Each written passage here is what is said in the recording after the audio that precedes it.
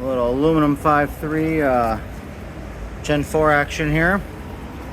Welcome back to the channel. A little update of what we're doing here with Project Formula.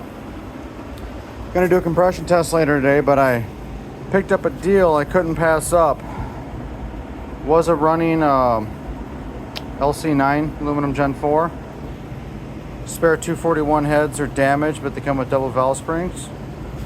I got some 853 heads in here, all the engine assembly stuff, more engine assembly stuff, and then some good 243 heads over here. And you guessed it, we're gonna take the Gen 3 out of this since it's got the oil pressure issue. We'll drop in the Gen 4. So just for today, we're gonna do a compression test on this, and we're gonna get this motor up on a stand and just inspect it and probably do the AFM delete parts today and then order what we need so we can get a motor ready to go. Stay tuned. So this is one of those Harbor Freight $90 engine stands I just picked up for this project. And full transparency, I forgot the bolt size to get an LS motor on here, so you can see I'm running back and forth the toolbox and getting different bolts. I end up running some 100mm long M10 by 1.5 and just getting it all torqued down and snug. And I like to grab the outer ears if possible and run it through the transmission mounts. It gives me the most room for around the heads and everything else. But now we've got the motor at least mounted. Here we can see the photos. It's a pretty clean motor. I'll run through it and make sure it's ready to go. But pretty happy with this find, especially for $900 with all the extra parts that came with. Alright, so we got the motor all bagged up for now. We'll go through that. And for those of you just tuning in, this is why. It's a 5.3 with apparently a sloppy stage 2 cam and some pack springs, and it's dropping oil pressure once it warms up. So it could be a variety of different things. Car's got a Holly in it. This is that project I just picked up. So what we're gonna do this morning is we're gonna do a just quick compression test, see how the cylinders look. Most likely I'm gonna just pull this whole cradle out from underneath the bottom and just swap motors. But if this motor comes back pretty even and clean, I may try to drop a pan or something, see if I can figure out the oil pressure, leave this in, and take my time building an aluminum motor. But this is that underside. And just for full transparency, this was it's a $4,200 car with the Holly in it, Terminator Max, so pretty solid deal there. You can see it's been in an accident, so the front bumper doesn't match, and this fender doesn't match as well. It's like a flat black. It'll work for now, it'll race. And I picked up the LC9 with 243 heads and the 2 extra pair of heads and all the extra goodies for $900. So I'm doing pretty good on this project right now. There's also a BMRK member in a new box around the backside because eventually this will be turbo. So let's get you set up. Let's get this ready for a compression test. We'll pull the plugs first, and then we'll hook up the battery and, you know, shove something in the throttle body or just sit in there and crank. So we'll get you set up. We'll just quickly speed through grabbing these plugs out. It's not a difficult job if you have the right plug sockets and extensions. I mean, the passenger side's a little more difficult, but the driver's side comes right out. A little rusty, we got them all out.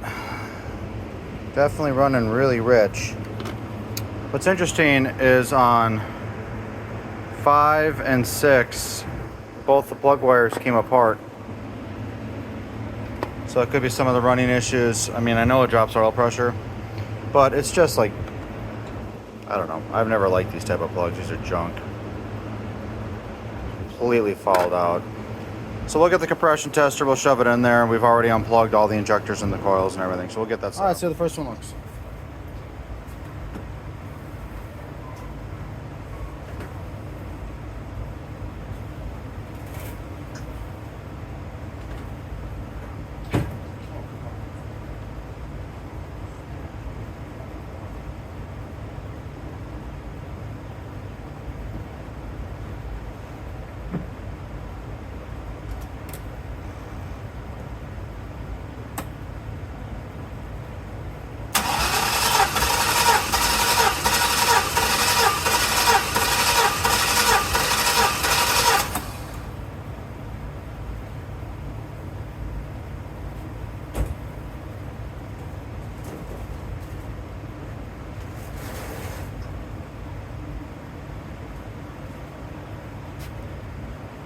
Not bad.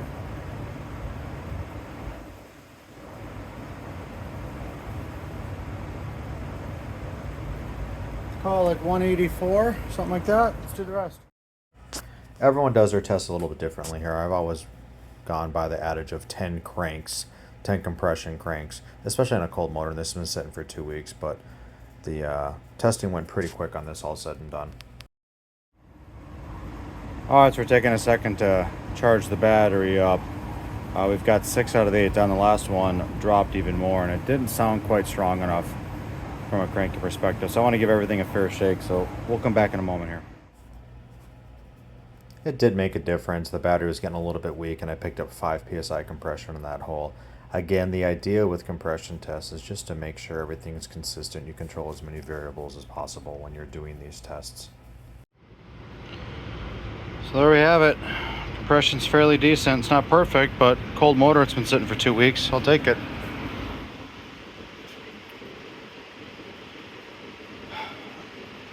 Now the decision. Do I rip it out anyway? Put that motor together?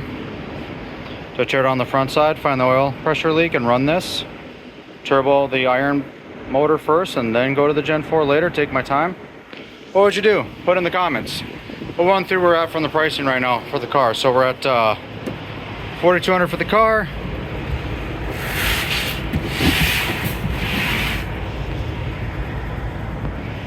BMR subframe got on sale for like $582. Red tubular, so I can swap that in. Aluminum Gen 4 motor with all the spares for $900. We sold the LS1 harness for $150 out of this, and we've got the extra PCMs listed online. I've already got interest in these truck coil packs that came with. So we'll have a tally here at the end, but let me know what you think we should do. Should we tear it down and find the oil leak? Should we just pull the subframe and motor and drivetrain and figure out what's going on? One last thing in the decision I noticed. Got a fluid leak right there. Think it's the transmission pan. We'll look at that in another video. But what should I do? Let me know. Thanks for watching.